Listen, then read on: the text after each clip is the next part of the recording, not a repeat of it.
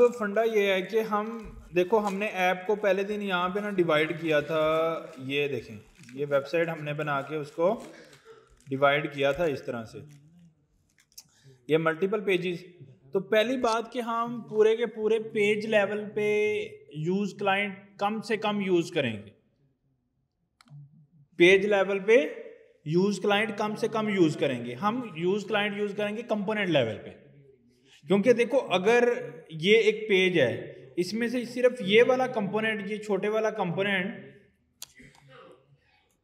इसमें से ये छोटे वाला कंपोनेंट अगर क्लाइंट साइड से रेंडर हो रहा है और बाकी का सारा डाटा सर्वर से रेंडर हो रहा है, फिर भी कुछ फायदा है ना। तो हम छोटे से छोटे हिस्से को कोशिश करेंगे कि हम क्लाइंट साइड से रेंडर करें, बाकी सारी चीजें हम सर्वर से रेंडर करने की कोशिश करेंगे। अब यहाँ पे ये पूरे एक पेज की डायग्राम मैंने बनाई थी। लेट्स सपोज ये कोई हेडिंग है, ये कुछ चीजें हैं, ये कोई कंपोनेंट है, ये सारी चीजें। तो इसमें से हो सकता है ये वाला छोटा कंपोनेंट मैं क्लाइंट से रेंडर कर दूं, बाकी सारी चीजें मैं सर्वर से रेंडर करूं।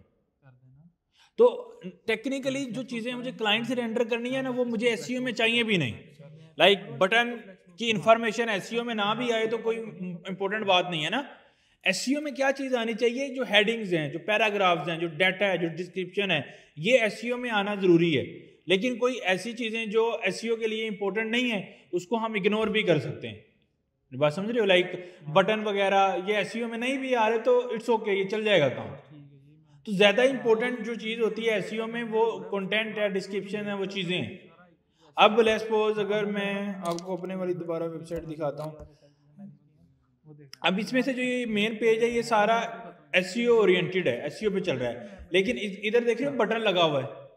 अब ये पूरी की पूरी नैप बार सर्वर से ही रेंडर हो रही है, लेकिन ये जो बटन है ना, स्पेसिफिक हिस्सा, छोटा कंपोनेंट, ये इतना हिस्सा क्लाइंट से रेंडर हो रहा है। बाकी सारी चीजें सर्वर से आ रही हैं, यानी कि लोगो भी एसईओ में आ रहा है, ये सारे लिंक्स भी एसईओ में आ रहे हैं, ये टैग, ये डिस्क्रिप्शन, ये सारी फोटोज वगैरह भी एसईओ में आ रही हैं। लेकिन ये बटन एसईओ से नहीं आ रहा, ये क्लाइंट साइड रेंडर हो रहा है।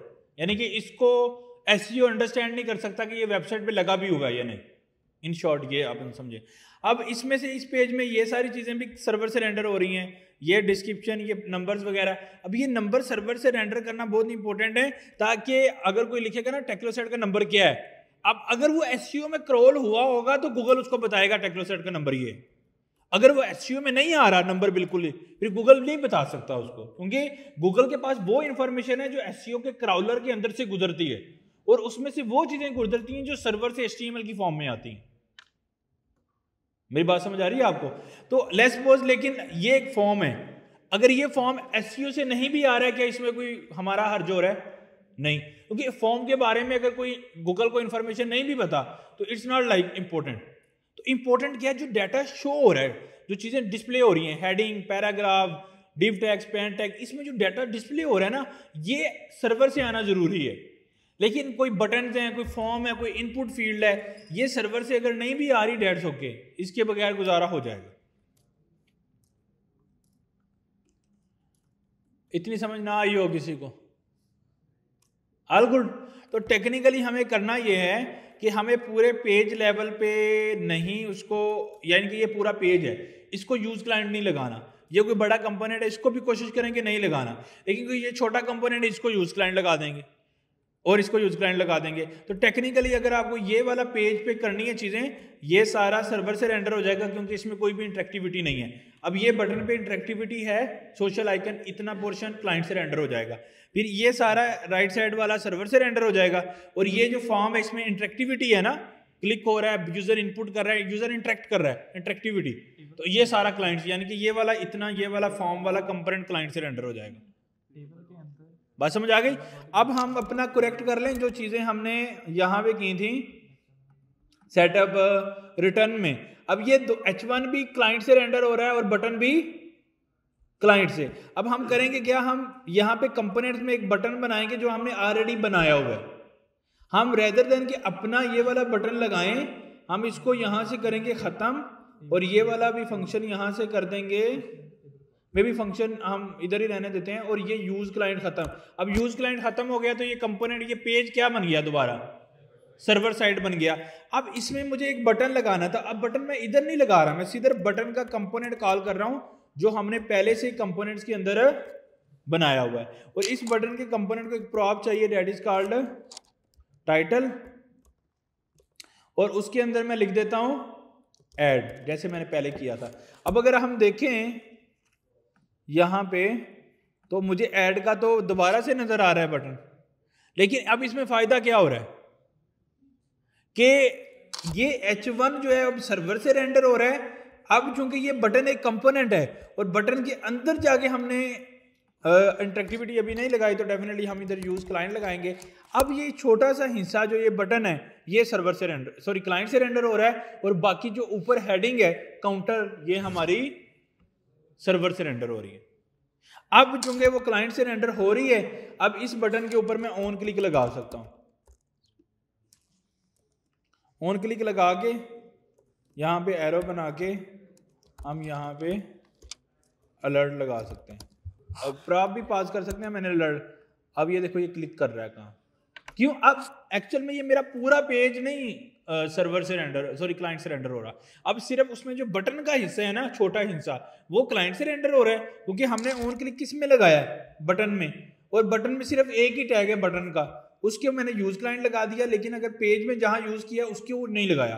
तो यानी कि सब पार्ट को, छोटे से छोटे पार्ट को यूज क्लाइंट लगाएंगे, बाकी सारे पेजेस और बड़े कंपोनेंट और बड़ी चीजों को विदाउट यूज क्लाइंट यूज करेंगे, यानी कि सर्वर से रेंडर करेंगे, ताकि हमारी वेबसाइट की एसईओ बेहतर रहे।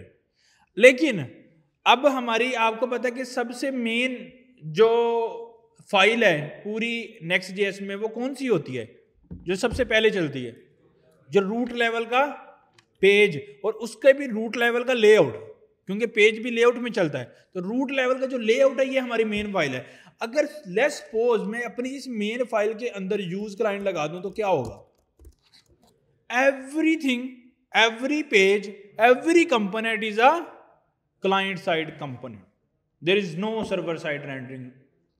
If we will adding use client in the layout dot tsx root level layout dot tsx, अगर हमने देखो ना and file layout dot tsx है, कौन सी? रूट लेवल वाली, क्योंकि पेज भी एज अ चिल्ड्रन इसी में रेंडर हो रहा है। ऐसे समझ आ रही है ना? जितने भी ये मेन हमारे जितने पेजेस हैं वो इस रूट लेवल की लेआउट से रेंडर हो रहे हैं। अगर हम यही कमेंट कर देंगे तो कोई भी पेज नहीं चलेगा, देखो कुछ भी नहीं आ रहा, तो इसका मतलब सारे पेजेस इसमें से चल रहे हैं। जब सारे पेजेस इसमें से चल रहे हैं, अगर मैंने इसके ऊपर यूज क्लाइंट लगा दिया तो मतलब क्या है? अब मैं किसी भी पेज पे कहीं पे भी ऑन क्लिक लगाऊंगा तो मेरा चलेगा, क्योंकि रूट लेवल पे अगर बड़ी चीज एक यूज क्लाइंट बन गई, उसके अंदर सारे आने वाले पेजेस, उसके अंदर सारे आने वाले कंपोनेंट्स, सब कुछ क्लाइंट साइड बन गया ऑटोमेटिकली। लेट्स सपोज अगर मैंने, इसका मतलब क्या है मैं अभी आपको समझाता हूं। तो लेट्स सपोज हमने यहां से यूज क्लाइंट खत्म कर दिया, अब मेरा पेज ये वाला सर्वर साइड था, मैंने इसके ऊपर लगा दिया यूज क्लाइंट, यूज क्लाइंट लगा दिया। अब मेरा ये पेज क्या बन गया? Client side.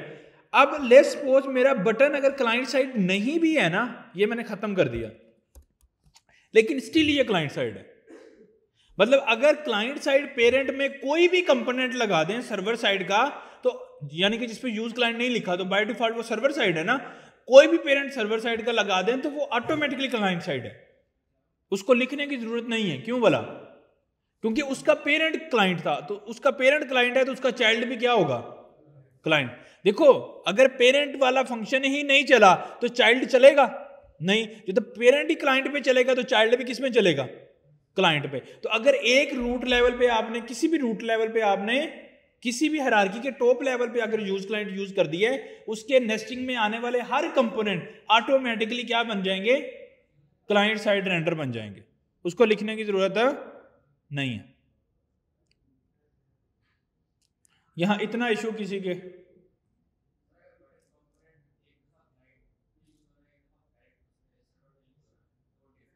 हाँ वो डिफरेंट बिहेव करेगा। जिधर से क्लाइंट से यूज हो रहा है तो वो क्लाइंट साइड रेंडर होगा, जिधर से जिसका पेरेंट सर्वर है और वो खुद भी आगे उसके अंदर यूज क्लाइंट नहीं लगा तो ऑटोमेटिकली वो भी क्या होगा? सर्वर। लेकिन अगर इसका किसी चीज का पेरेंट क्लाइंट है और उसके अंदर यूज क्लाइंट नहीं लगा तो मैंने उसमें लगाया तो वो भी क्लाइंट बन जाएगा, तो वो ऑटोमेटिकली ये चीज बिहेव करेगा। लेकिन उसमें भी अगर ऑन क्लिक लगा हुआ है तो फिर वो मसला करेगा। क्यों बोला? क्योंकि वो तो सर्वर से आ रहा है तो वो मसला करेगा। कंसेप्ट समझ में आ गया? इस वजह से जब मैं कह रहा हूं ना अगर मैंने यहाँ पे यूज क्लाइंट लगाया है, अगर मैं लेआउट में यूज क्लाइंट लगा दूं तो फिर इसमें मुझे यूज क्लाइंट लगाने की जरूरत खत्म हो गई है, क्योंकि सबसे पेरेंट वाली चीज को मैंने बना दिया यूज क्लाइंट। अब सारे अंदर आने वाले नेस्टेड और चाइल्ड ऑटोमेटिकली क्या बन गए, क्लाइंट साइड रेंडर बन गए। ये कंसेप्ट किसी को समझ में ना आया, client side versus server side की कोई कंफ्यूजन हो किसी को कि किस चीज को मैं क्लाइंट बोल रहा हूं, किसको मैं सर्वर बोल रहा हूं, किसी को प्रॉब्लम हो इस चीज में, क्योंकि ये कंसेप्ट बहुत इंपॉर्टेंट है। नेक्स्ट जेएस के पॉपुलर होने की सबसे बड़ी रीजन ये थी कि पहले रिएक्ट सब कुछ ही क्लाइंट पे रेंडर होता था। समझो कि रूट लेवल पे यूज क्लाइंट लग गया, तो अगर मैं रूट लेवल पे यूज क्लाइंट लगा दूं तो एक्चुअली अब मेरा नेक्स्ट जेएस रिएक्ट जेएस बन गया, क्योंकि रिएक्ट भी यही चीज थी। रिएक्ट क्या थी, उसमें जितने पेजेस जितने कंपोनेंट हैं वो सिर्फ क्लाइंट साइड होते थे, सर्वर का कोई कंसेप्ट नहीं था रिएक्ट में। अब रिएक्ट के बाद नेक्स्ट पॉपुलर होने की रीजन ये है, इसने हमें ये अपॉर्चुनिटी दी है कि आप चाहे सर्वर साइड कंपोनेंट रेंडर कर लो चाहे क्लाइंट साइड रेंडर कर लो, ऐसा कोई कंसेप्ट रिएक्ट में नहीं था। बात समझ आ गई? तो इसलिए कभी भी हम यूज क्लाइंट रूट लेवल पे नहीं लगा देंगे, क्योंकि हमारी सारी की सारी ऐप क्या बन जाएगी, क्लाइंट साइड बन जाएगी। लेकिन लेट्स सपोज आपने एक डैशबोर्ड वाली ऐप बनानी है, मे बी आपने कभी देखी है ना डैशबोर्ड ऐप,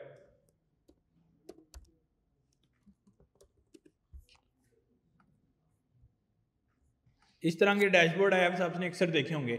अब ये डैशबोर्ड नॉर्मली आम यूजर यूज नहीं करते, कौन यूज करते हैं, एडमन्स।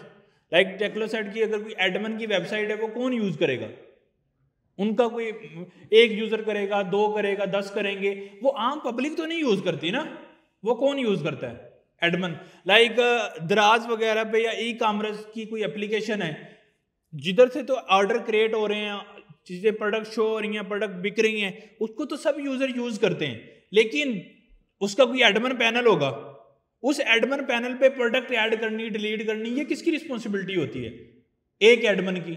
वो एक एडमन हो जाएगा, मैक्सिमम 2 हो जाएंगे, 10 हो जाएंगे, 5 हो जाएंगे। क्या 5-10 लोगों के लिए हमें एसईओ करने की जरूरत है?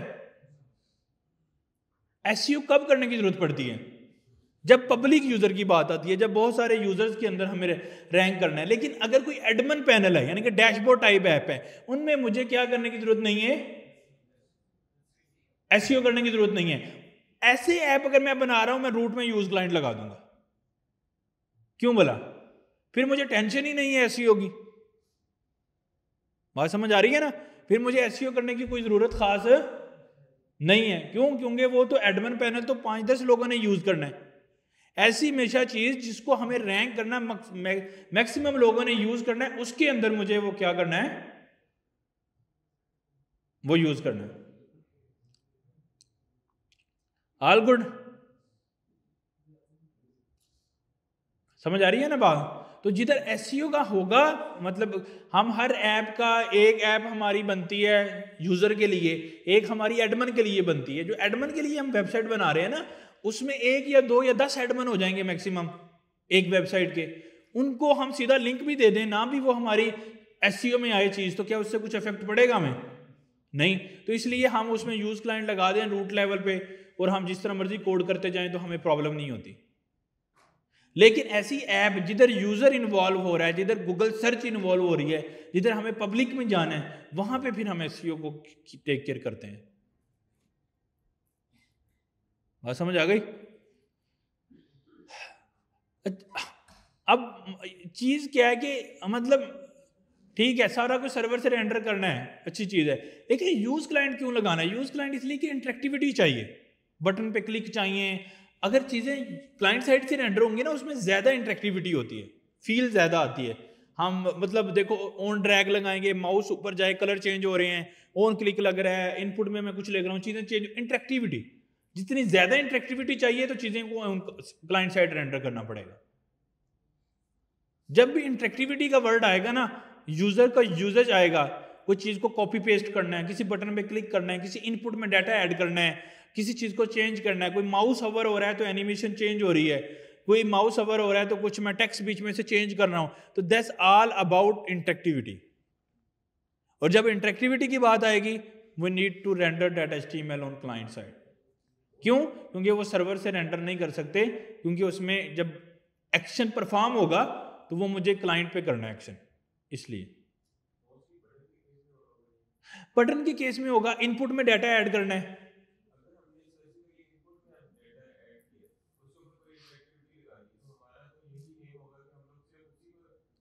उसी को क्लाइंट साइड बना लें या जिस तरह बटन लगाया है। हाँ, एक फॉर्म का कंपोनेंट लहदा बनाएंगे, जैसे मैंने अभी अपनी वेबसाइट दिखाई ना, यानी कि ये इनपुट का एक लहदा कंपोनेंट है, क्योंकि इनपुट भी रीयूज हो रही है। देखो ये भी इनपुट सेम है और ये भी इनपुट सेम है, एक इनपुट का छोटा कंपोनेंट है।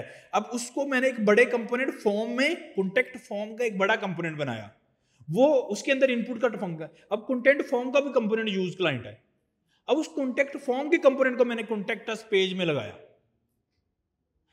ऐसी डायग्राम हमने देखी थी ना, ये देखो ये यही चीज है, ये मेरा मेन पेज है, ये मेरा समझो बड़े वाला कोई कंपोनेंट है जिसमें हेडिंग्स आ गई, हेडर वगैरह, ये अब मेरा फॉर्म का कंपोनेंट है। उस फॉर्म के कंपोनेंट में ये इनपुट के कंपोनेंट है।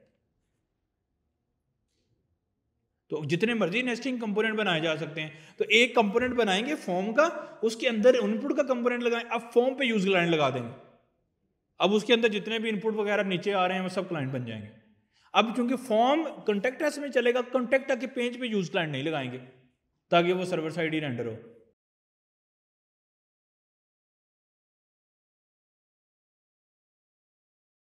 नहीं, एक्चुअली हम नॉर्मली हम ऐसे कोई दो कंपोनेंट बनाते तो नहीं है, मतलब सिंपली इसी कंपोनेंट में, जैसे मैंने बटन बनाया, कार्ड बनाया, इसी में हम बना सकते हैं मे बी फोल्डर का नाम कॉन्टेक्ट फॉर्म, ऐसा कुछ इसी में बनाएंगे और इसी में यूज कर लेंगे। कुछ लोग ऐसा भी करते हैं, एक ऐसी स्ट्रेटजी भी है, लाइक आपके पास एक पेज है कॉन्टेक्ट का, ठीक है, ये कंपोनेंट है स्मॉल कंपोनेंट जो ग्लोबल हर जगह हर पेज लेवल पे यूज हो रहे हैं। एक जो स्ट्रेटजी लोग इस्तेमाल करते हैं ना, वो ये भी है कि कॉन्टेक्ट के अंदर एक तो बन गया पेज, वो कैसे बनेगा, पेज डॉट tsx, इसमें एक सब फोल्डर बना लेते हैं डेट इज कॉल्ड कंपोनेंट्स,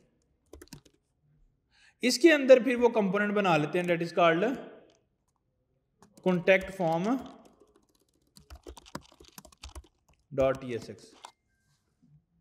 अब ये कंपोनेंट किसके कंपोनेंट होंगे, ओनली कॉन्टेक्टर्स के,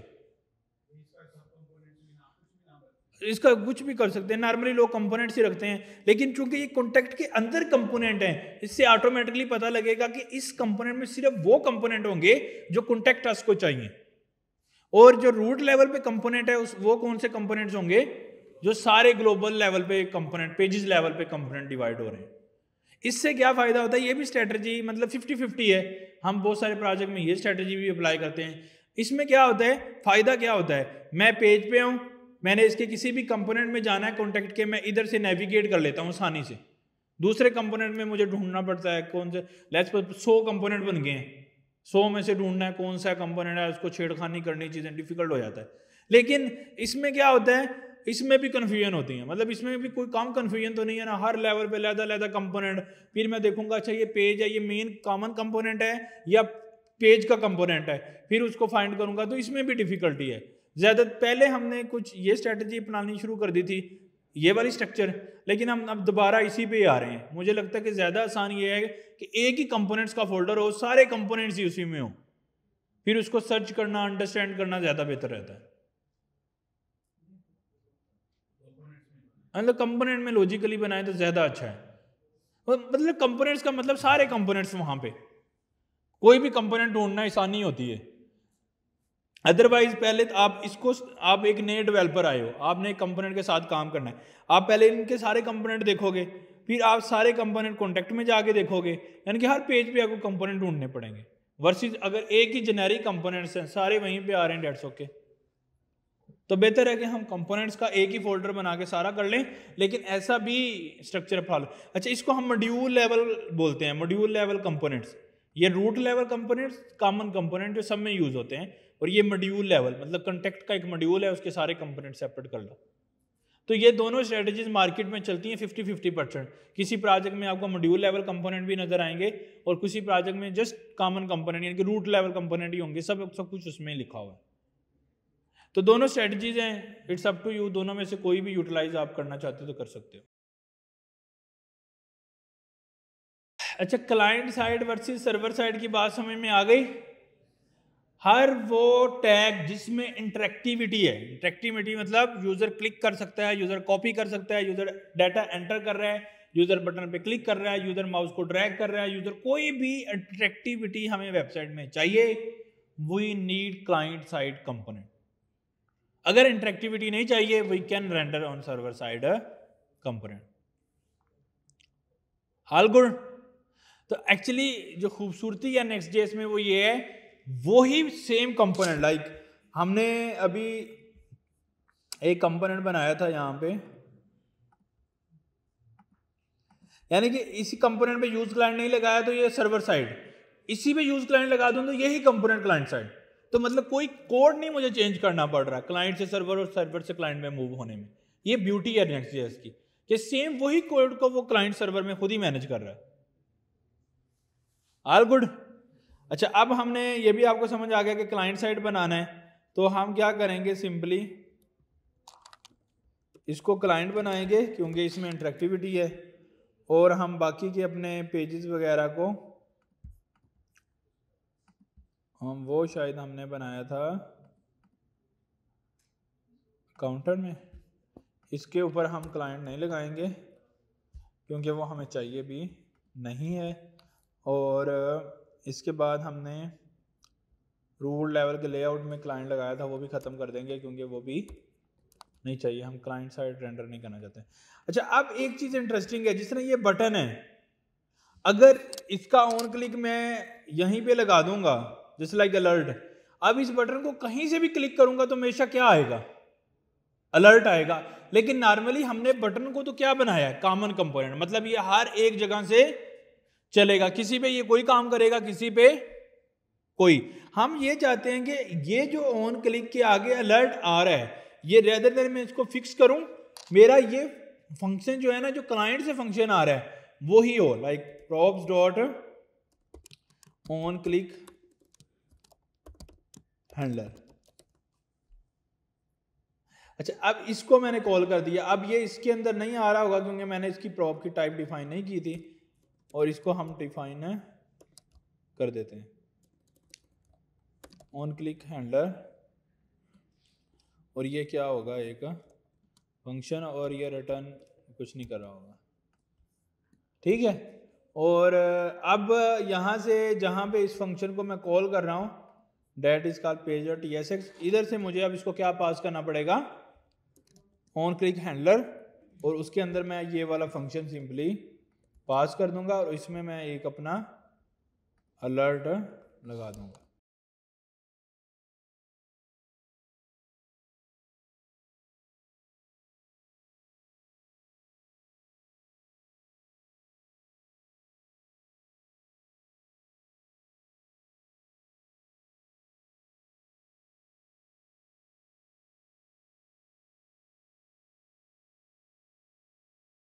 एक और ये जो अगर हमें एज अ प्रॉप से पीछे से फंक्शन भी पास करना है, फिर हमें उसका जो रूट लेवल आइडिया तो फिर है ना, क्योंकि अगर मैं इंटरेक्टिविटी वाला फंक्शन क्लाइंट पे कॉल कर रहा हूँ और उसको मैं as a prop function parent से भेज रहा हूँ, और वो सर्वर साइड कंपोनेंट है, तो जब वो क्लाइंट पे रेंडर हो गए बटन पे क्लिक होगा तो सर्वर वाला कंपोनेंट तो सर्वर पे पड़ा है, सर्वर से आ रहा है, तो वो फंक्शन उसको कॉल नहीं कर पाएगा। तो अगर हमें एज अ प्रॉप पास करना है फंक्शन को, फिर हमें इस मेन को भी यूज क्लाइंट बनाना पड़ेगा। तो इसका आइडिया फिर यही है कि हम 3 लेवल पे कंपोनेंट बनाएंगे, एक पेज होगा, एक उसका सब कंपोनेंट होगा जिसके अंदर मैं यूज क्लाइंट लगा के एक्चुअल अपना कोड लिखूंगा, फंक्शन वगैरह, और एक मेरा एक्चुअल बटन का कंपोनेंट होगा। हाँ, क्लाइंट साइड और रेंडर हो गया ना। अब इसका सोल्यूशन मैं आपको देने लगा हूँ। वो सोल्यूशन क्या है कि हम इस काउंटर का एक कंपोनेंट बनाएंगे, मे बी उसका नाम काउंटर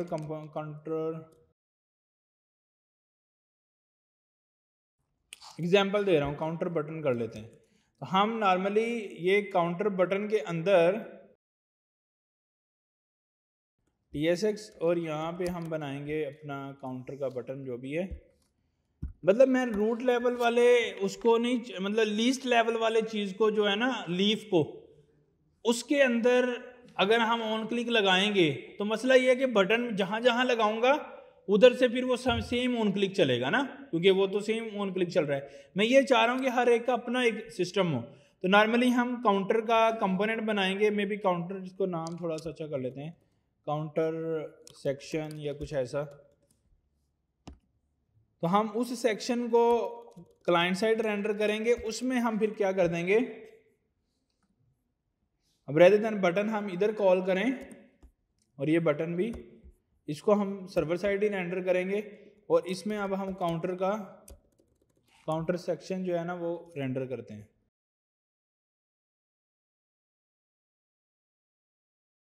इसके अंदर आके अब डेफिनेटली यहाँ पे मैं यूज़ क्लाइंट लगाऊंगा, इसमें आगे मैं अपना बटन लगाऊंगा, बटन का कंपोनेंट।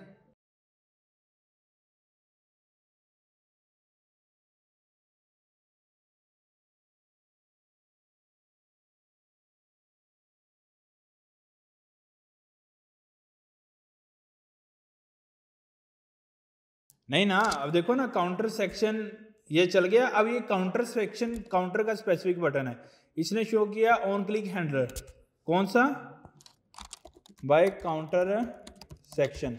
अब उसी बटन को मैं रीयूज कर सकता हूं। अब मैंने इस बटन को यूज किया था इन काउंटर पेज, अब मैं इसी बटन को यूज करूंगा इन कॉन्टेक्ट अस पेज। कैसे करूंगा देखिएगा,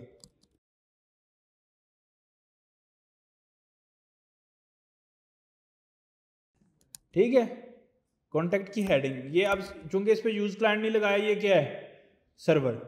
अच्छा, अब मैंने क्या किया है, अब डेफिनेटली कॉन्टैक्ट का कंपोनेंट होगा कॉन्टैक्ट फॉर्म, ऐसा कुछ उसका मैं कंपोनेंट बना रहा हूँ, सही है। इसके अंदर हम सेम ही कंपोनेंट की तरह का सिस्टम चला लेते हैं और इसका कंटेंट फॉर्म। अब ये कंटेंट फॉर्म के अंदर मैं सिंपली उस बटन को कॉल करूँगा और उसको दो चीज़ें चाहिए, कौन कौन सी, title may be contact me, और साथ में क्या चाहिए, ऑन क्लिक हैंडलर। और इसके अंदर ऑन क्लिक हैंडलर हम बना लेंगे, मे बी इधर ही बना लेते हैं सीधा। और इसके अंदर मैं क्या लिख दूंगा, अलर्ट और on click by contact page. अब आप यहाँ पे रिफ्रेश करता हूँ, काउंटर पे on click handler by counter section, ये टेक्स्ट आ रहा है क्लिक करने पे, बटन कंपोनेंट एक ही है। अब मैं जाऊंगा कॉन्टैक्ट के पेज पे और इसमें हमने वो पेज नहीं लगाया जो हमने कंपोनेंट बनाया, तो कॉन्टैक्ट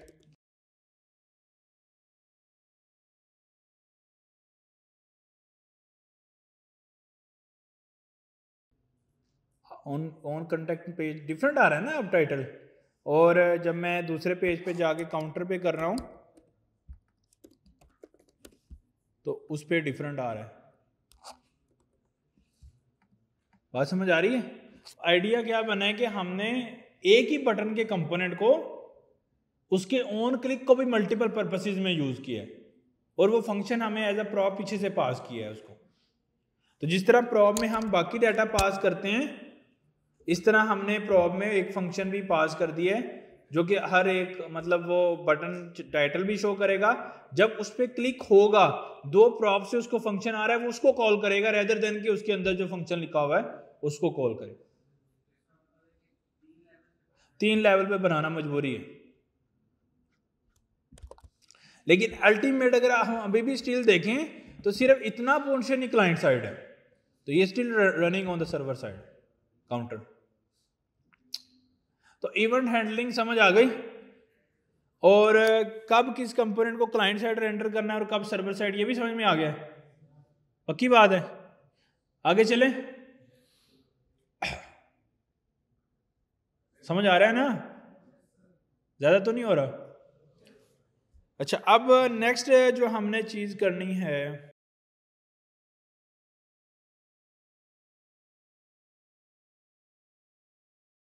सही है, काउंटर ऐप के अंदर मैंने ना एक काम करना है, एक छोटा सा हम ऐप बनाने लगे हैं।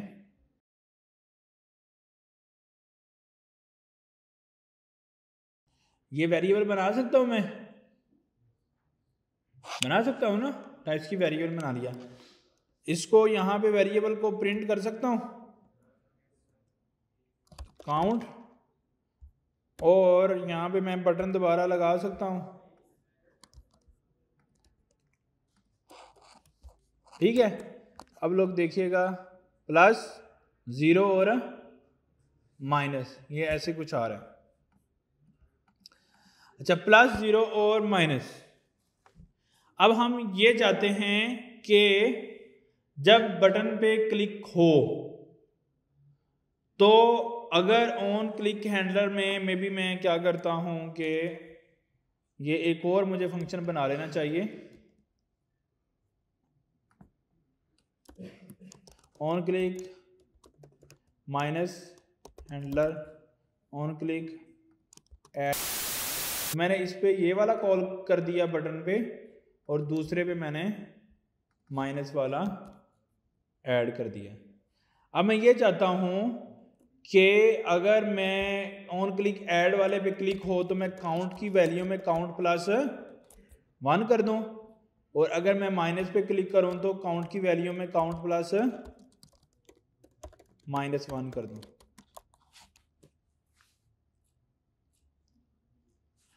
क्या काम किया मैंने?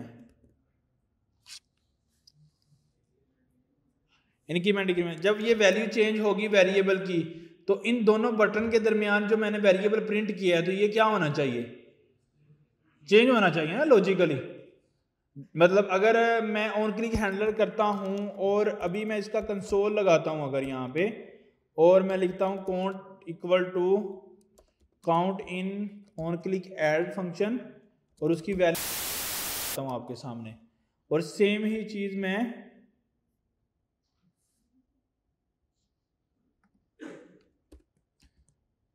चीज मैं यहाँ पे लिखता हूँ, और उसकी वैल्यू को भी यहाँ पे on click in on click minus handler, ये चीज, ठीक है।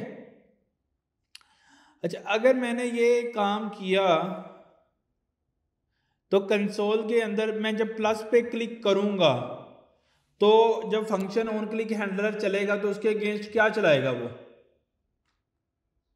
ऑन क्लिक ऐड हैंडलर वाला फंक्शन चलाएगा। जब ये चलेगा तो फिर क्या होगा?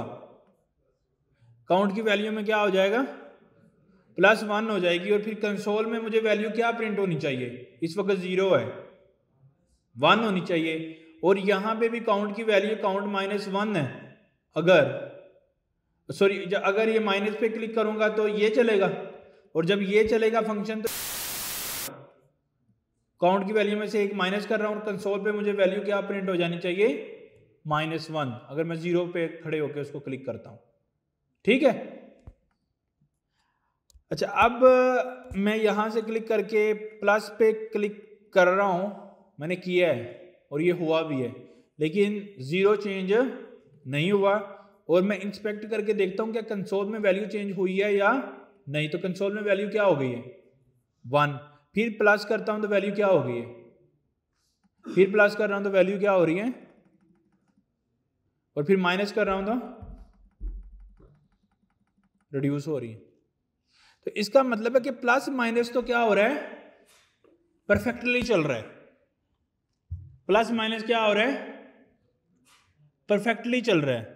लेकिन इसके अंदर से जो वेरिएबल की वैल्यू चेंज हो रही है काउंट की, वो इसके काउंट प्रिंट किया हुआ है। कंसोल पे तो सही आ रहा है आंसर, लेकिन रिटर्न में आंसर ठीक नहीं आ रहा। लॉजिकली अगर वेरिएबल की वैल्यू चेंज हो रही है और वेरिएबल को मैंने कंसोल में प्रिंट कराया है या मैंने यूआई पे प्रिंट कराया है, तो मतलब क्या है? वैल्यू चेंज होनी चाहिए, यही मतलब है ना? हैं? देखो, अल्टीमेट जब काउंट की वैल्यू चेंज कर रहा हूं तो वेरिएबल नहीं चेंज हो रहा है। वेरिएबल चेंज हो रहा है, ये चीज हमें नजर भी आ रही है कंसोल में, लेकिन यहां पे वैल्यू क्यों नहीं अपडेट हो रही यूआई के अंदर? हाँ, मसला क्या है कि जब रिएक्ट का एक कंपोनेंट एक दफा चल जाता है वो दोबारा नहीं चलता, चाहे आप उसकी वैल्यू को कोई भी छेड़खानियां करो। कंपोनेंट एक दफा चलने को हम कहते हैं, जब कंपोनेंट का एक दफा चलती है ना, स्क्रीन पे नजर आती है, इस HTML के चलने के टर्मिनोलॉजी को हम बोलते हैं कि ये HTML स्क्रीन पे रेंडर हो गई है। रेंडर होने का मतलब चल गई है, प्रोसेस हो गई है। अब जब वो एक दफा रेंडर हो गई है, वो री रेंडर यानी कि री प्रोसेस, री एग्जीक्यूट, री रन नहीं होगी किसी भी केस में। देखो कंडीशन हो रही है, लेकिन कंडीशन उसी टाइम हो रही है जब वो पहली दफा रेंडर हो रहा था। कभी हमने कंडीशन लगाई थी, लेकिन वो पहली दफा चलने पे ही एग्जीक्यूशन करके डिसीजन ले रहा है ना कि कौन सी HTML दिखानी है और कौन सी HTML नहीं दिखानी। मेरी बात नहीं समझे आप? वो क्या वो दोबारा चल रहा है? नहीं, वो एक दफा चल के जो भी डिसीजन लेना था उसने लेके उसको दिखा दिया कि इसको आंसर को दिखाना है या नहीं दिखाना। नहीं बात समझ में आई? कि अगर काउंट की वैल्यू, देखो अभी तक हमने एक प्रोसेस देखा, जब कोई पेज या कंपोनेंट हम कॉल करते हैं वो सिर्फ एक दफा हो जाता है, यानी कि हर रिफ्रेश करने पे ये एक दफा एग्जीक्यूट हो जाता है। अब इसके बाद मैं जितनी भी चीजें चेंज करता रहूं ना वेरिएबल्स में, चीजों में, उसकी वजह से ये पेज दोबारा री रेंडर नहीं होगा या ये कंपोनेंट दोबारा चलेगा नहीं। क्यों? क्योंकि कंपोनेंट की लॉजिक ऐसे ही बनाई गई है परफॉर्मेंस की वजह से कि अगर वो दोबारा चलेगा तो परफॉर्मेंस क्या होगी? स्लो होगी। तो इसलिए उन्होंने बोला कि फर्स्ट टाइम जब कंपोनेंट चल रहे हैं ना, ये जो भी आपने प्रोसेसिंग करनी थी, जो कंडीशन लगानी थी, उनके मुताबिक जो स्क्रीन पे शो हो गया अब वो चेंज नहीं होगा अनटिल के दोबारा पेज रिफ्रेश ना करें। अच्छा, रिफ्रेश करते हैं, हमारा काम फिर भी नहीं बनता। क्यों भला? क्योंकि जब दोबारा पेज रिफ्रेश होगा तो दोबारा काउंट की वैल्यू क्या हो जाएगी? 0 हो जाएगी। तो यानी कि हमें रियल टाइम पे जो हमने चेंजेस किए हैं, चेंजेस वो डिस्कार्ड होंगे रिफ्रेश करने पे।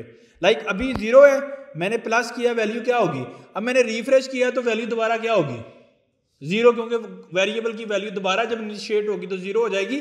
अब मैंने जो प्लस किया था ना उसकी कोई भी वैल्यू खत्म, मतलब उसका कोई भी असर था वो खत्म हो गया।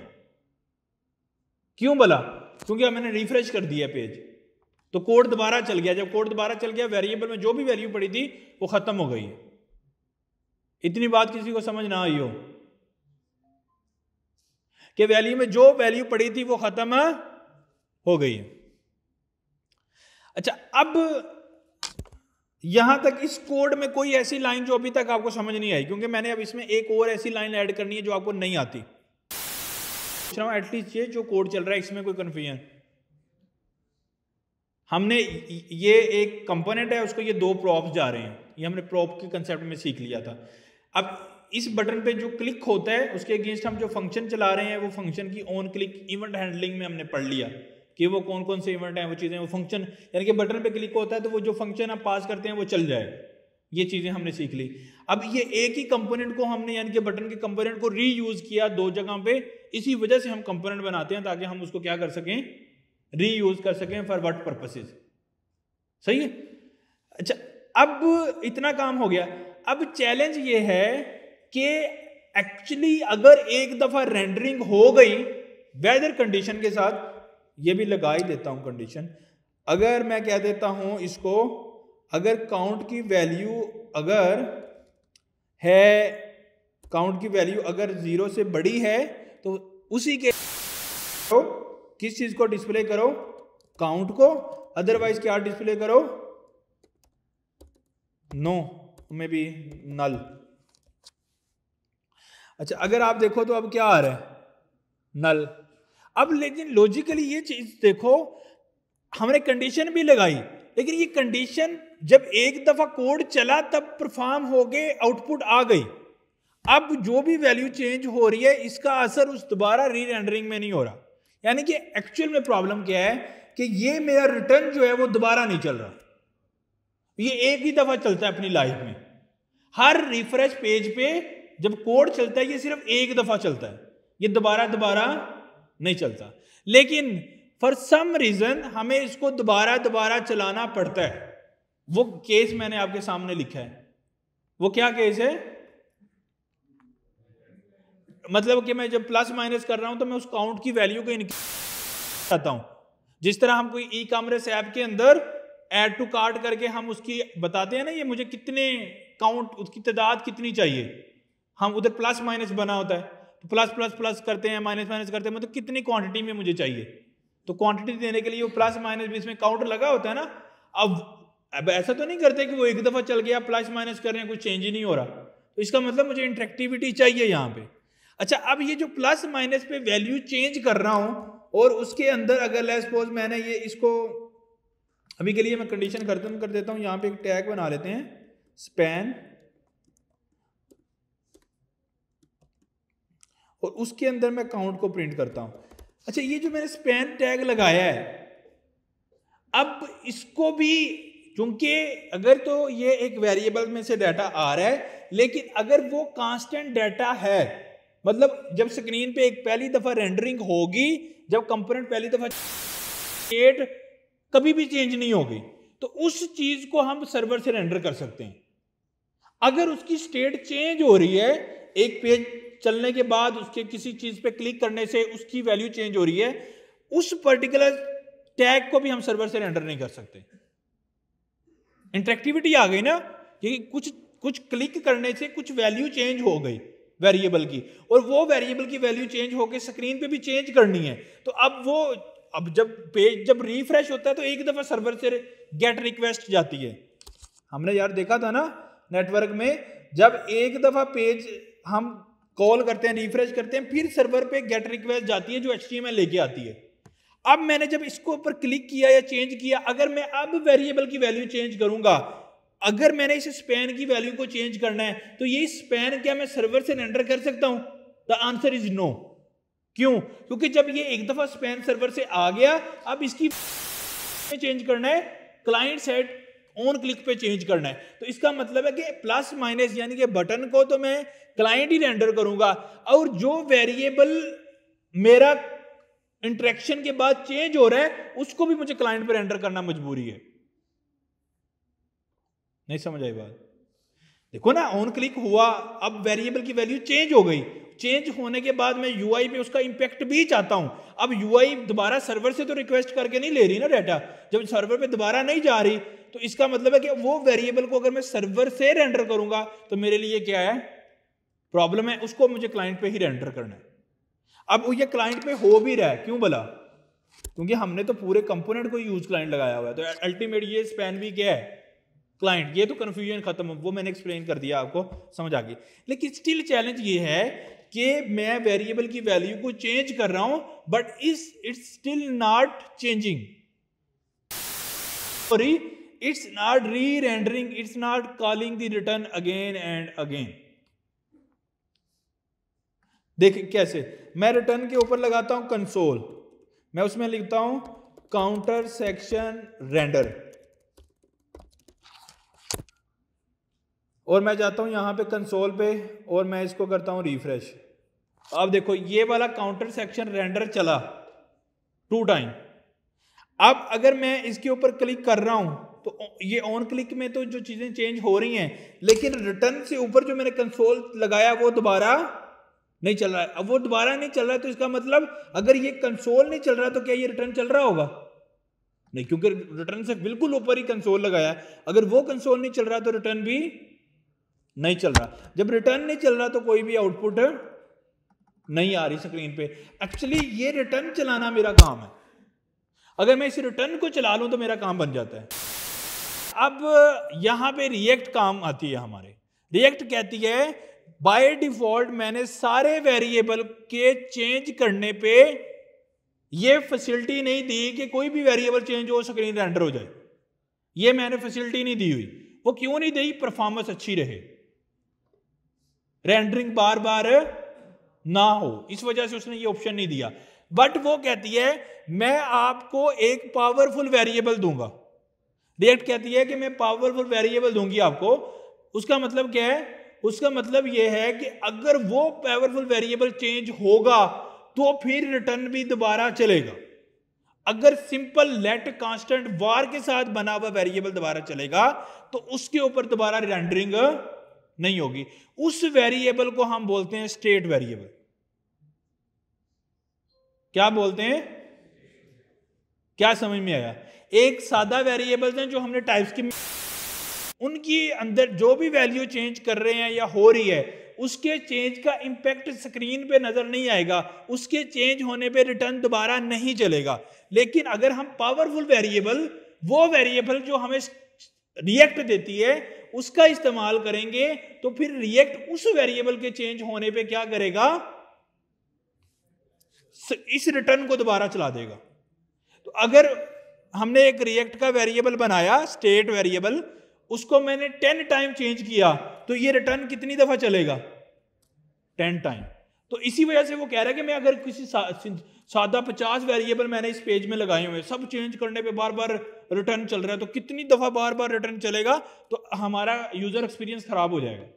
इसलिए वो कह रहा है कि जिधर आपने ऐसा कोई चीज करनी है कि जिसके ऊपर चेंज होने पे आपकी रिटर्न दोबारा चले, तो तुम स्टेट वेरिएबल यूज कर लो, बाकी सारे वेरिएबल, सादा वेरिएबल जो आप वही करो, ताकि उन वेरिएबल पे, क्योंकि आपने रेंडरिंग नहीं करनी, तो वो सादा चल जाए, जिस पे रेंडरिंग करनी है तो ये कर लो। इतनी बात समझ आ गई? तो एक्चुअली हमें जिस तरह लेट कांस्टेंट वार वाले वेरिएबल बनाना सीखे, ऐसे अब हम क्या सीखना चाहते हैं, स्टेट वेरिएबल कैसे बनाते हैं। अच्छा, जब मैं इसको स्टेट वेरिएबल बोल रहा हूं, इसका मतलब ये वेरिएबल है। अगर ये वेरिएबल है तो इसमें वो सारी खसूसियात होंगी जो कि वेरिएबल में होती हैं, बस ये पावरफुल वेरिएबल है। इसमें एक्स्ट्रा पावर क्या है? ये इसकी वैल्यू चेंज होने पे, जैसे ये काउंट एक सादा वेरिएबल था, इसकी वैल्यू चेंज होने पे ये रिटर्न नहीं दोबारा चलता, लेकिन वो जो पावरफुल वेरिएबल है स्टेट, उसको यूज करूंगा, उसकी वैल्यू चेंज होगी तो ये रिटर्न दोबारा चलेगा।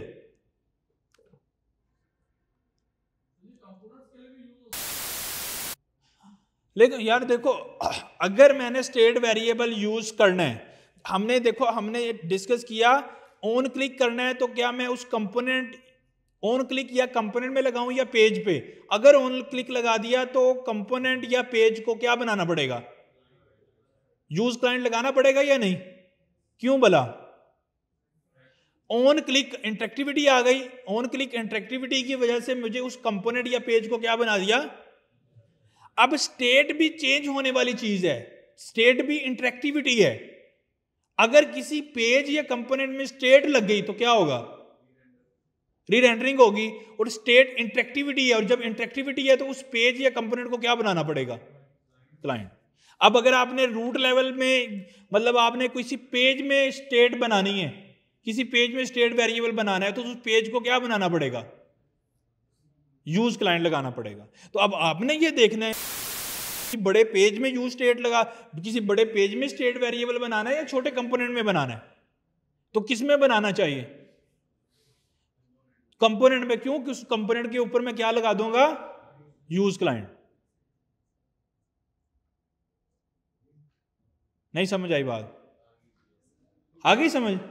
अच्छा, अब हमने, इसीलिए हम मतलब एक्चुअली हमें करना क्या, हमें काउंट जो वेरिएबल हमने बनाया ना, इसको पावरफुल वेरिएबल बनाना है, डेट्स इट। अगर हम इसको पावरफुल वेरिएबल बना लेते हैं, पावरफुल वेरिएबल का क्या मतलब है?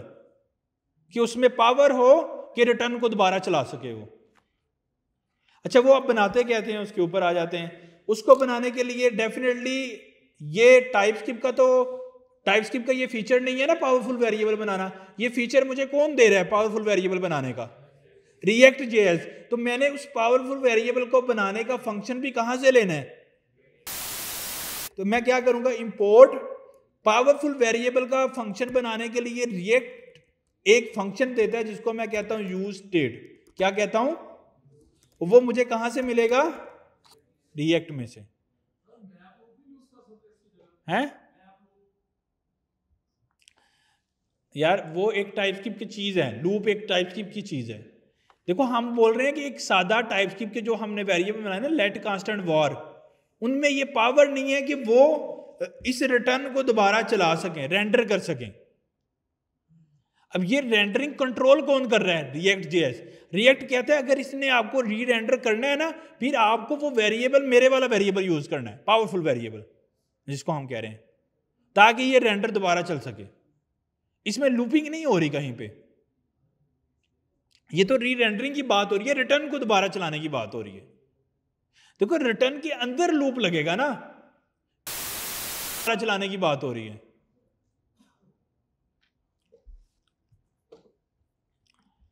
अगर इसके अंदर लूप लगा हुआ है, अगर रिटर्न दोबारा चलेगा तो लूप भी दोबारा चल जाएगा। तो मेनली तो रिटर्न दोबारा चलाना है ना, कंपोनेंट को री रेंडर करना है मेनली। और कंपोनेंट को री रेंडर एक सादा वेरिएबल नहीं कर सकता, उसको कंपोनेंट को री रेंडर कौन करेगा? State variable. अच्छा, स्टेट वेरिएबल बनाने के लिए रिएक्ट ने मुझे फंक्शन दिया है that is called use state.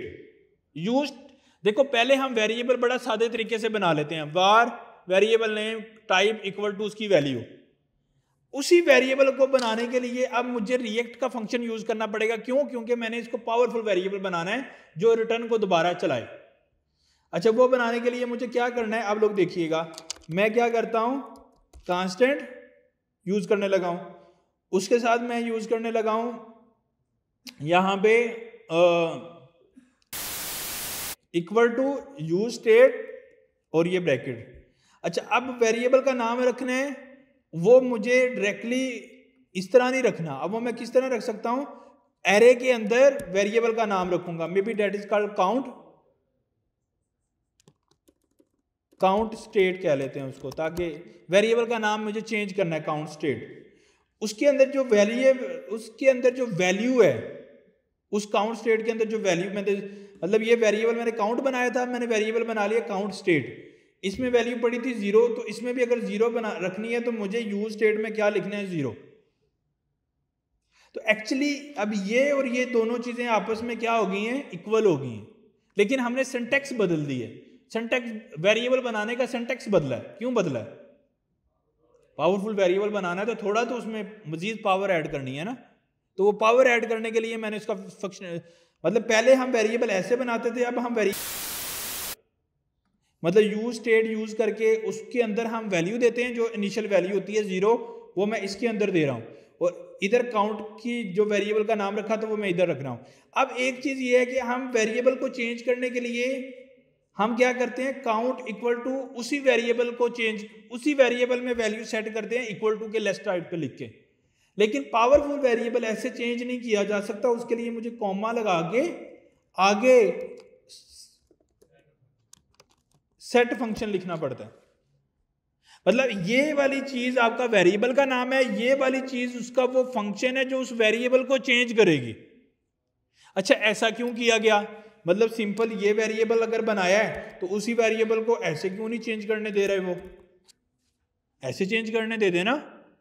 ऐसे चेंज क्यों नहीं करने दे रहे? ऐसे चेंज करेंगे तो वो पावरफुल कैसे बनेगा? तो उसने वो कह रहा है कि आपने अगर इसको पावरफुल बनाना है, चेंज करने के लिए इसके आगे जो फंक्शन है उसको कॉल करो, उसके अंदर फिर इसकी वैल्यू को पास करो, may be that is called count state plus 1। अब ये वाली स्टेटमेंट और ये वाली स्टेटमेंट दोनों इक्वल हैं। क्या स्टेट, ये क्या कर रही है, काउंट के इक्वल टू काउंट प्लस 1, तो वेरिएबल में काउंट का क्या कर रही है, एक इंक्रीमेंट। अब ये वाला कोड मैंने नहीं लिखा इक्वल टू वाला, इसकी जगह पे क्या लिख दिया, फंक्शन। उसके पैरामीटर में मैंने वो वैल्यू दे दी जो मैं चेंज करना चाहता हूं, और वो वैल्यू क्या है, काउंट स्टेट प्लस 1। देखो ये वाली चीज और ये वाली चीज दोनों बिल्कुल इक्वल हैं। ये काउंट के वेरिएबल के अंदर न्यू वैल्यू डाल रही है और ये सेट काउंट की स्टेट के अंदर न्यू वैल्यू डाल रही है।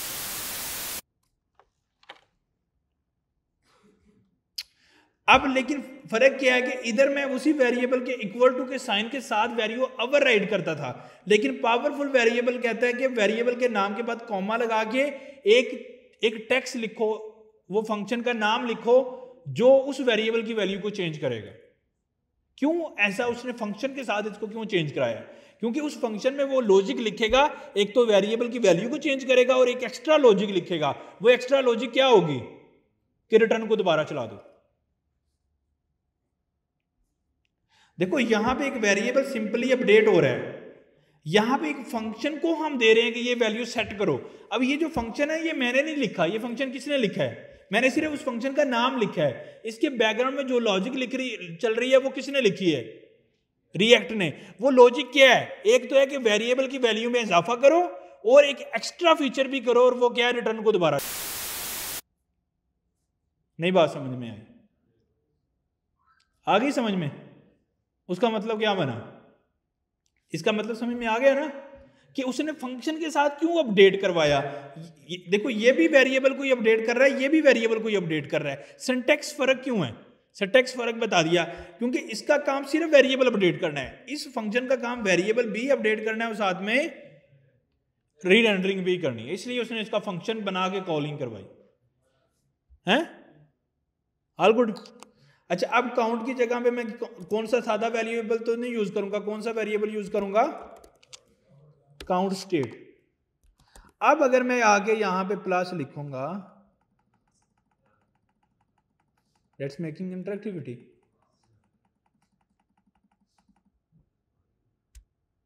अब देखो ये भी एक वेरिएबल ही है, लेकिन इसकी वैल्यू चेंज हो रही है। तो आप अगर देख रहे हो ना, सेक्शन रेंडर ये क्या कर रहा है?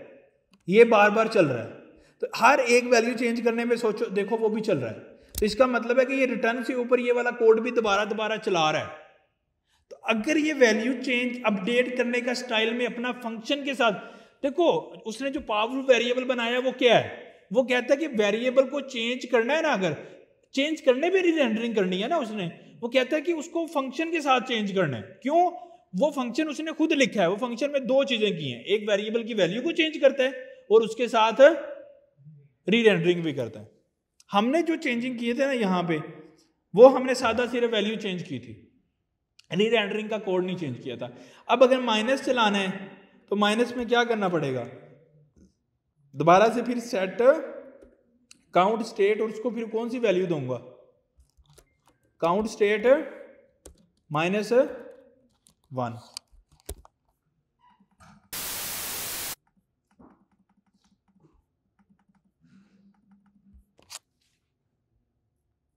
समझ आ गई बात? कोई प्रॉब्लम, कोई इशू, कोई टेंशन? अच्छा, अब आप लोगों ने मुझे कोड करवाना है। हमने क्या करना है? काउंटर सेक्शन में जाना है, हमने इसके साथ एक बटन लगाना है रीसेट का। तो बटन, यही बटन यूज कर लो, कंपोनेंट तो बना हुआ है, उसी को यूज करते हैं रीसेट के नाम से। और ये अब इसके ऊपर हम टेक्स्ट लिखते हैं, वो टाइटल क्या होगा इसका? रीसेट। तो रीसेट आ गया। अब इस पे क्लिक हो तो मैं ये माइनस वाला काम, अभी रीसेट पे क्लिक करूंगा तो माइनस होगा। क्यों बोला? फंक्शन तो माइनस वाला लगाया हुआ है। तो इसके लिए हमें एक और नया फंक्शन बनाना पड़ेगा, और वो क्या होगा? Constant reset handler. मैं क्या करूंगा, एक इसमें अब मुझे क्या करना चाहिए रीसेट में? पावर वेरिएबल को चेंज करना हो तो सीधा state count state equal to 0 कर सकता हूं। क्या तरीका है? फंक्शन, क्या फंक्शन का नाम था मैंने रखा हुआ? Set count. उसमें क्या रख दूंगा? 0। सॉरी, फंक्शन को मैंने क्या करना है? चेंज भी तो करना है ना।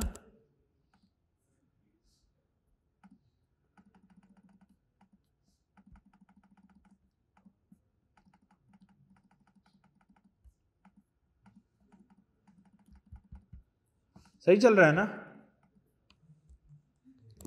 अब आइडिया क्या है इसमें? मतलब जो चीज हमने सीखी है वो सिर्फ एक चीज सीखी है, वो क्या है? How to create powerful variable.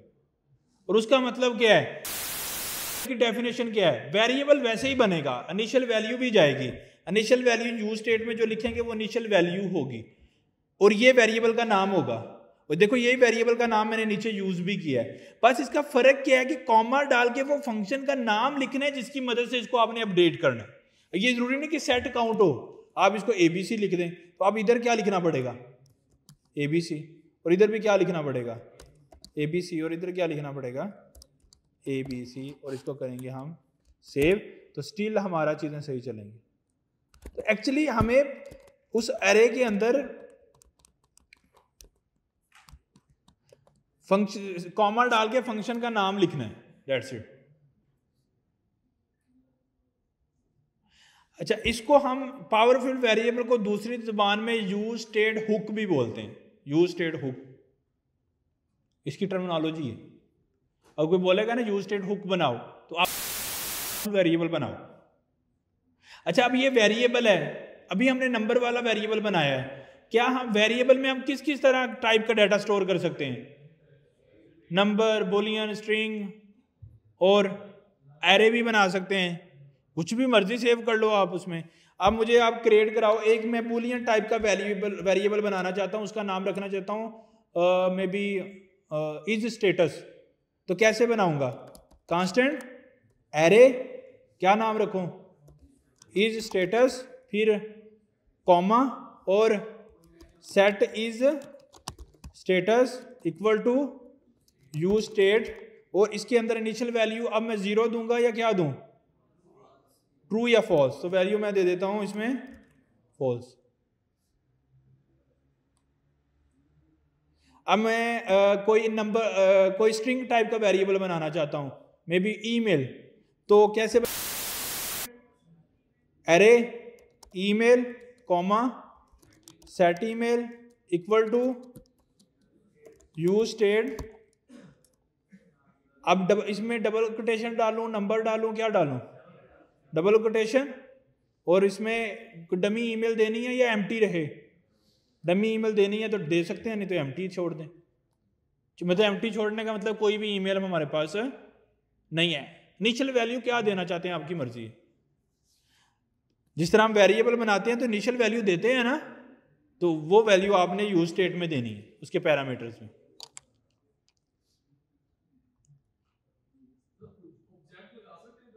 हाँ, ऑब्जेक्ट बना लेते हैं। क्या बनाएं ऑब्जेक्ट? स्टूडेंट। कैसे बनाएंगे? Student comma set student equal to use state. अब इसको कर्ली ब्रेक, उसमें क्या होगा? जो भी डाटा आपने रखना है, मे बी स्टूडेंट का रोल नंबर, उसकी ईमेल, उसका और क्या डाटा हो सकता है, वो हो गया।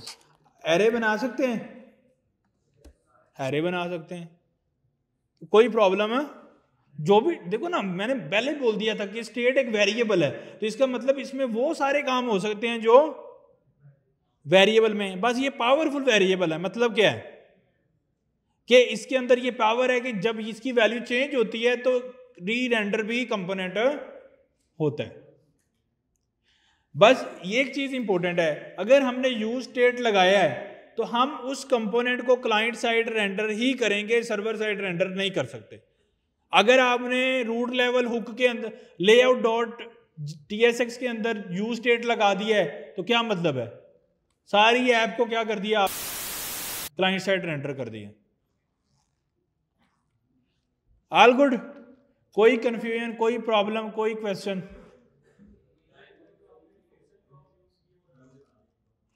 हाँ, ये टेक्निकल पोर्शन है जो पूरी क्लास के अंदर जो हमने यूज किया है। देखो, हमने डिस्कस किया था कि हम प्रॉप किसी भी टाइप की भेज सकते हैं। ये प्रॉप किस टाइप की जा रही है? स्ट्रिंग टाइप की। अच्छा, ये प्रॉप का नाम है, इसमें तो कोई कंफ्यूजन नहीं, इक्वल टू का साइन आ रहा है इसमें। अच्छा, कर्ली ब्रेसेस लगा दी तो मैं टाइप स्क्रिप्ट लिखना चाह रहा हूँ कोई। अब इस टाइप स्क्रिप्ट में कोई स्ट्रिंग भी भेज सकता हूँ मैं, इस टाइप स्क्रिप्ट में कोई मैं नंबर भी भेज सकता हूँ, इसके अंदर मैं कोई बुलियन फॉल्स भी भेज सकता हूँ। इसकी जगह पे मैंने फंक्शन का नाम भेज दिया। हाँ जी, इसके आगे एरर आ रहा है। अच्छा, यहां पे आ गए हम। तो यहां पे हमने क्या किया? बटन को एज अ प्रॉप रिसीव कर लिया। ये मैंने प्रॉप यूज करनी थी टाइटल वाली, उसको टेक्स्ट शो करने के लिए। लेकिन जो फंक्शन मैंने एज अ प्रॉप भेजा था ना, उसको मैंने कब यूज करना था? जब बटन पे क्लिक हो। तो एक्चुअली जब बटन पे क्लिक होगा तो ये मेरा फंक्शन यहां पे इसी बटन लेवल पे भी मैं फंक्शन बना सकता हूं, लेकिन मैंने वो फंक्शन कॉल नहीं किया। लेकिन कौन सा फंक्शन कॉल किया है? जो मुझे प्रॉप में आ रहा है। तो एक्चुअली ये वाला फंक्शन कौन सा फंक्शन है जो मैंने यहां से पास किया? ये वाला फंक्शन एक्चुअली चलेगा। जब मैं बटन पे ऑन क्लिक पे क्लिक करूंगा तो प्रॉप वाला फंक्शन चल रहा है, और प्रॉप में मैं कौन सा फंक्शन पास कर रहा हूं, डिफरेंट। तो जिधर से कंपोनेंट चलेगा वो वाला फंक्शन उसको एज अ प्रॉप जाएगा, तो जब क्लिक होगा तो उसके रेलेवेंट फंक्शन चलेगा। और इसकी टाइप मैंने कैसे डिफाइन की है, वो बटन प्रॉप में जाके मैंने ऑन क्लिक हैंडलर, अब चूंकि ये ना स्ट्रिंग है या नंबर है, मैंने यहाँ पे इसको इस तरह से डिफाइन किया कि ये एक फंक्शन होगा जिसकी रिटर्न टाइप वाइड होगी, मतलब वो कुछ भी रिटर्न नहीं करेगा।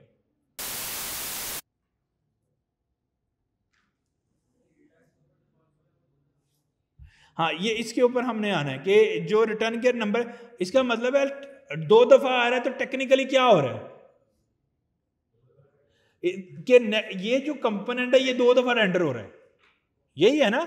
लेकिन टेक्निकली इसको कितनी दफा होना चाहिए, 1 दफा। तो इसका मतलब है कि इसमें हम कोई ना कोई ऐसी मिस्टेक कर रहे हैं जिसकी वजह से ये क्या हो रहा है 2 दफा। या तो नेक्स्ट.जेएस मिस्टेक कर रहा है, मतलब नेक्स्ट.जेएस ने ऐसी कोई फंक्शनैलिटी कोई लगाई है जिसकी वजह से कंपोनेंट 2 दफा चल रहा है, या हमसे कोई मिस्टेक हो रही है कि 2 दफा चल रहा है। वो हम फाइंड करेंगे तो आपको समझ आ जाएगी कि 1 दफा चलना चाहिए था या 2 दफा चलना चाहिए था। मतलब 2 दफा चलने का मतलब क्या है कि 2 दफा रेंडर हो रहा है। और अगर मैं जितनी दफा स्टेट का वेरिएबल, अगर मैंने कोई भी स्टेट का वेरिएबल, चाहे वो बुलियन हो, नंबर हो, स्ट्रिंग हो, एरे हो, ऑब्जेक्ट हो, अगर मैं उसको 50 दफा चेंज करूं तो कंपोनेंट 50 दफा, क्योंकि वो बार बार चलेगा। इस केस में 100 दफा चल रहा है, क्योंकि 1 दफा चलने पे वो क्या कर रहा है 2 दफा चल रहा है। ये देखो, तो टेक्निकली अगर मैं इस पे 50 तक जाता हूं तो हमारा कंपोनेंट कितनी दफा चल रहा है, 100 दफा चल रहा है। ये 100 दफा चल गया कंपोनेंट। All good. अभी हम इसको देखेंगे कि क्यों रीड एंटर 2 दफा हो रहा है टेक्निकली। अच्छा, जब हमारी एप्लीकेशन स्लो होती है ना, जो अच्छे इंजीनियर होते हैं, मतलब फिर जो सीनियर इंजीनियर होते हैं, जब एप्लीकेशन स्लो हो जाती है वो फिगर आउट करते हैं एप्लीकेशन स्लो क्यों हो रही है। और नेक्स्ट.जेएस या रिएक्ट.जेएस की एप्लीकेशन स्लो की सबसे बड़ी रीजन है दैट इज कॉल्ड री रेंडरिंग। अगर बहुत ज्यादा री रेंडरिंग होगी तो it's mean application will be slow application. तो वो क्या करते हैं, री रेंडर करते हैं कि ये 1 दफा चलनी चाहिए या 2 दफा चलनी चाहिए या 3 दफा चलना चाहिए। अगर देखो ना, आपने एक काम ना एक स्टेट वेरिएबल बनाने से और 3-4 दूसरे वेरिएबल बनाने से हो रहा था काम, आपने सारे स्टेट वेरिएबल बना दिए, तो टेक्निकली क्या हुआ, रीरेंडरिंग बढ़ गई। अब जो सीनियर इंजीनियर होगा वो क्या करेगा, जितने चाहिए थे ना स्टेट वेरिएबल उतने रखेगा, बाकी सादा वेरिएबल बना देगा, तो एप्लीकेशन फास्ट हो जाएगी। तो इसका मतलब है यूज स्टेट कोई बहुत अच्छी चीज नहीं है, इसको अंधेवा यूज करें, अंधेवा यूज करेंगे एप्लीकेशन स्लो कर देगा ये। तो एक्चुअली री रेंडरिंग करना एक इंटरेक्टिविटी आती है ना, मजा आता है। कभी देखो ये चल रही है, कैलकुलेटर बनना है, इंटरेक्टिविटी है, लेकिन इसको बहुत ज्यादा यूज करेंगे तो एप्लीकेशन स्लो हो जाएगी। तो इसको वहां यूज करना जहां जरूरत है, जिधर सादा वेरिएबल बना के काम चल रहा है उधर स्टेट वेरिएबल नहीं बनाना। अगर बनाएंगे तो एप्लीकेशन स्लो करेगा वो, क्योंकि बिला वजह बना रहे हैं ना, उसके बगैर भी काम चल। हाँ जी, हाँ ये चीज है। वेरिएबल स्टेट भी एक वेरिएबल है, और वेरिएबल अगर एप्लीकेशन दोबारा चलती है तो वेरिएबल क्या होता है, वेरिएबल की डेफिनेशन क्या है, हम दोबारा चले जाते हैं 4 महीने पीछे। वेरिएबल की क्या डेफिनेशन है कि वेरिएबल क्या, जब भी हम वेरिएबल बनाते हैं तो रैम में क्या हो जाता है, रैम में स्टोर होता है। तो रैम क्या है, टेम्प मेमोरी। टेम्प मेमोरी का क्या मतलब है कि एप्लीकेशन क्लोज और रैम की वो वाले सेल क्लोज। जब एप्लीकेशन दोबारा चलेगी तो वो वेरिएबल क्या बनेंगे, दोबारा। अब अगर इसमें 5 है, अगर मैं रिफ्रेश कर देता हूं तो क्या होगा, क्या हो जाएगा, क्यों बोला कि जब रिफ्रेश करने का मतलब था कि रैम में रिफ्रेश मतलब एप्लीकेशन बंद करके दोबारा चलाई। जब बंद करके दोबारा चलाई, रैम में जो सेल यूज हो रहे थे वो दोबारा क्रिएट हुए, और जब दोबारा क्रिएट हुए तो क्रिएट करते हुए जो इनिशियल वेरिएबल क्रिएट हो रहा है वो इसके अंदर 0 वैल्यू पड़ी है, वो रैम में दोबारा 0 सेव कर रहा है। तो स्टेट भी एक रैम है, स्टेट भी एक वेरिएबल है, और वेरिएबल हमेशा रैम में सेव होता है, और RAM is a temporary memory.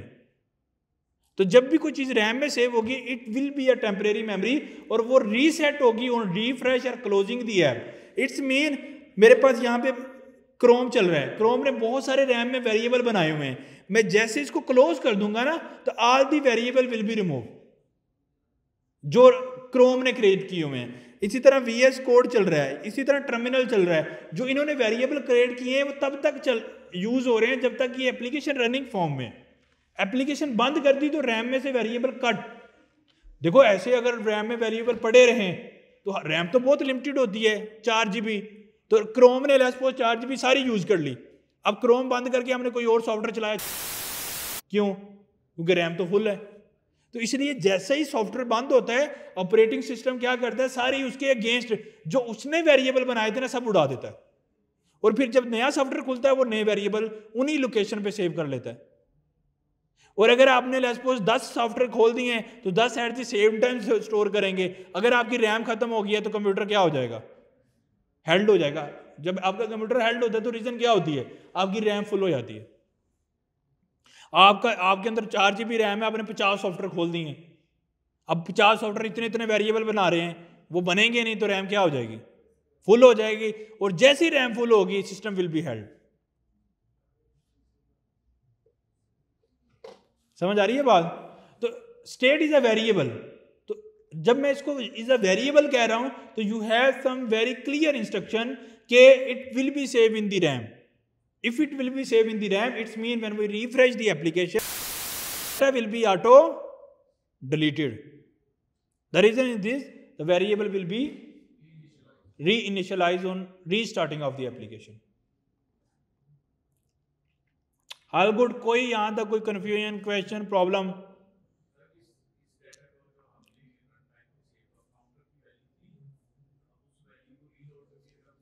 3 रखना चाहते हैं तो it mean we have to save that value in the hard drive, not the RAM. अगर हम चाहते हैं कि ये इनका क्वेश्चन है कि हम ऐसी स्टेट चाहते हैं, अगर इसकी वैल्यू 6 है तो on refresh it will B 6। It means क्या है कि on closing of the application और while using the application we have to save these 6 number into the hard drive, not the RAM, because hard drive is a permanent memory, तो वो delete नहीं होती है even application. तो actually हमें चूंकि हमने अभी तक कोई ऐसी टेक्निक नहीं सीखी है जिसकी मदद से हम हार्ड ड्राइव में डाटा सेव कर सकें, अभी तक सिर्फ हमने यही टेक्निक सीखी है, that is the variable, and variable is saving the data in the RAM. तो हमें वो टेक्निक सीखनी है that will save the data into the hard drive, not the soft drive mean RAM. समझ रहे हो? अगर हम वो तरीका सीख लेते हैं कि हार्ड ड्राइव में डाटा कैसे सेव करना है, तो हम क्या करेंगे, जैसे वैल्यू 6 होगी हम इसकी वैल्यू को सेव कर देंगे हार्ड ड्राइव में। जब रिफ्रेश होगा पेज हम हार्ड ड्राइव से डाटा लेके रैम में लोड करके शो करा लेंगे। क्यों? क्योंकि हार्ड ड्राइव का डाटा कभी भी डायरेक्टली शो नहीं हो सकता, क्योंकि प्रोसेसर सिर्फ रैम से डाटा रीड करता है। तो हार्ड ड्राइव में जो डाटा सेव होगा वो रैम में सेव करेंगे, मतलब वेरिएबल में सेव करेंगे। तो वेरिएबल रैम में सेव कर देगा तो प्रोसेसर उसको यूज कर लेगा। और जैसे ही वो हम हार्ड ड्राइव से डाटा लेकर वेरिएबल में सेव करेंगे जो कि रैम में सेव कर देगा। और जैसे ही ऐप क्लोज होगी हम वेरिएबल से डाटा लेकर किधर सेव कर देंगे, हार्ड ड्राइव में। इट्स अप टू मी कि मैं किस हार्ड ड्राइव में सेव करना चाह रहा हूं। मैं क्लाइंट के लैपटॉप की हार्ड ड्राइव में सेव करना चाह रहा हूं, या मेरे पास जो सर्वर है, यहां पे हमने देखा था ना बड़ी मशीन सर्वर, ये वाला, इसकी भी हार्ड ड्राइव होगी ना, कि मैं इसमें सेव करना चाह रहा हूं इसकी हार्ड ड्राइव में, या मैं ये जो मेरा लैपटॉप है अभी उसकी हार्ड ड्राइव में सेव करना चाह रहा हूं। ये तो मेरे पे डिपेंड करता है मैं क्या करना चाह रहा हूं।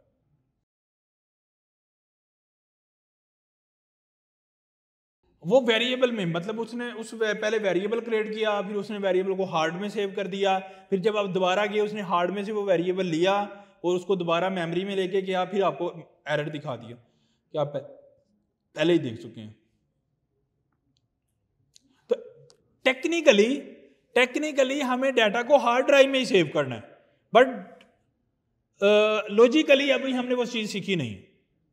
देखो ना, अब मैं यहाँ से लेट्स सपोज ये वाला जो फॉर्म है किसी ने फिल किया, गेट एस्टीमेट पे क्लिक किया, मैं सिर्फ रैम में सेव करूँ, कुछ सेव ही ना करूँ और यूज़र अपना लैपटॉप बंद कर दे या मेरा ब्राउजर, तो उसका तो डाटा मेरे पास पहुँचेगा ही नहीं, उसका तो डाटा पता नहीं कहाँ उधर ही डिलीट हो जाएगा जब इसे रैम से डाटा डिलीट होगा। तो टेक्निकली मुझे इस डाटा को हार्ड में सेव करना है और हार्ड में सेव करूंगा तो ताकि मैं उसको दोबारा देख सकूंगा, क्योंकि रैम में तो डाटा डिलीट हो जाता है। तो इसका मतलब है कि जो भी मैं ये यूज स्टेट में वेरिएबल बना रहा हूँ या सादा वेरिएबल बना रहा हूँ, it's not good enough for data.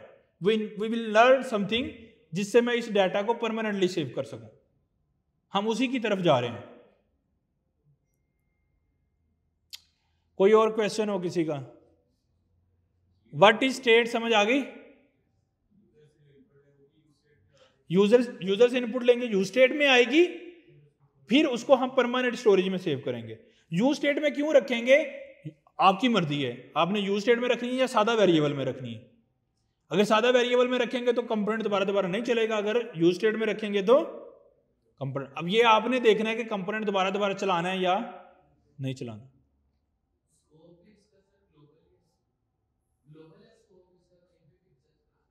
देखो ये तो डिपेंड करता है कि हम यूज कहां पे कर रहे हैं। अब चूंकि हमने इस वेरिएबल को बनाया है कर्ली ब्रेसेस के अंदर, इसका ब्लॉक का नाम क्या है? Counter section. ये इस ब्लॉक से बाहर नहीं यूज हो सकता। क्यों? Because I just generated through constant variable and constant is a local scope variable. Mean ये जिस ब्लॉक में बना है उस ब्लॉक से बाहर एक्सेस। हम लेट कांस्टेंट वार की डेफिनेशन पढ़ी थी ना, वार का मतलब ग्लोबल। तो मैंने वार तो कीवर्ड यूज ही नहीं किया, I am using constant keyword. It means it will B only accessible in the counter section function और कंपोनेंट। एनी कंफ्यूजन, कोई भी प्रॉब्लम, कोई टेंशन, कोई समझ ना आई हो बात? मैं कोशिश कर दूंगा। अभी आपका काम क्या है, इस वीक की असाइनमेंट क्या है? हम आपको इससे मिलती जुलती कोई इंटरेक्टिव एप्लीकेशन देंगे जिसमें मे बी काउंटर एप्लीकेशन को थोड़ा अपग्रेडेड फॉर्म दे देंगे, जिसमें आप कोई बटन लगाओगे, उस पर क्लिक करोगे, माइनस करोगे, वैल्यूज चेंज होंगी। बात समझ रहे हो? लाइक मैं ये चाहता हूं कि मेरे पास एक एरे है, उसमें 5 नेम, 5 डिफरेंट नेम है। मैं ये चाहता हूं कि यूजर नेक्स्ट पे क्लिक करे तो अगला नेम प्रिंट हो जाए, माइनस पे क्लिक करे तो पिछला नेम प्रिंट हो जाए। अब जो वैल्यू प्रिंट हो रही है वो क्या है? नेम। और नेम को फिर मतलब उस नेम की जो एरे है उसकी वैल्यू चेंज करनी है या नेम की वैल्यू चेंज। तो इसका मतलब है कि उसको मुझे क्या बनाना पड़ेगा? स्टेट, यूज स्टेट बनानी पड़ेगी। तो अब आपने ये वाली एप्लीकेशन मैंने आपको दे दिया है, ये असाइनमेंट आपकी। असाइनमेंट क्या है? आपके पास एक एरे है, सही है। उस एरे को आप एक सादा एरे भी बना सकते हो, लाइक यहाँ पे नेम्स की एरे बना दिया आपने, उसकी टाइप डिफाइन करके, यहाँ पे सारे नेम आ रहे हैं ऐसे। अब आपने एक स्टेट बनानी है करंट नेम। जो करंट नेम नीचे शो होना है वो कोई करंट नेम है ना, अरे में तो 50 नेम हो सकते हैं, करंट नेम कौन सा है? वो करंट नेम की मैंने स्टेट बनानी है। क्यों? क्योंकि करंट नेम चेंज होगा तो यूआई भी चेंज करनी है। करंट नेम चेंज किस बेस पे करनी है? नेक्स्ट और बैक। नेक्स्ट पे क्लिक होगा, हम एरे में से देखेंगे कि मैंने किस इंडेक्स में से नेम उठाया था, अब अगले इंडेक्स में से उठाना है। और बैक पे क्लिक करेंगे तो बैक पे जाना है। ये आपने एज असाइनमेंट बनाना है। मतलब एक एरे बनानी, एक एरे वो कांस्टेंट एरे होगी, वो चेंज नहीं होगी। उस एरे में से आपने डाटा उठाना है। और लेट्स सपोज अगर उसमें 50 नेम है और अगर 50 पे यूजर जाके नेक्स्ट करता है तो फिर क्या करेंगे? वो लूप बन जाएगा। जब दोबारा नेक्स्ट पे करेगा तो एक्चुअली कौन सा इंडेक्स आ जाएगा? 0 इंडेक्स। फिर नेक्स्ट करेंगे, फिर 1 2 3, फिर 50 पे फिर नेक्स्ट करेगा, फिर 0 इंडेक्स। वो लूप बन जाएगा इस तरह। और माइनस करेंगे तो पीछे को जाएंगे। तो ये इंटरेस्टिंग है ना, बना लेंगे। काउंटर की तरह ही है ना बिल्कुल, बस थोड़ी सी ट्वीक डाल दी है बीच में, वो आपने एरे के साथ खेलना है थोड़ा सा। अब इसको करने की कोशिश करोगे तो आपको मज़ा भी आएगा, आपका इंटरेस्ट भी बनेगा और आपकी चीज़ें भी होंगी। और इसको आपने सबमिट भी करना है एज असाइनमेंट, ठीक है।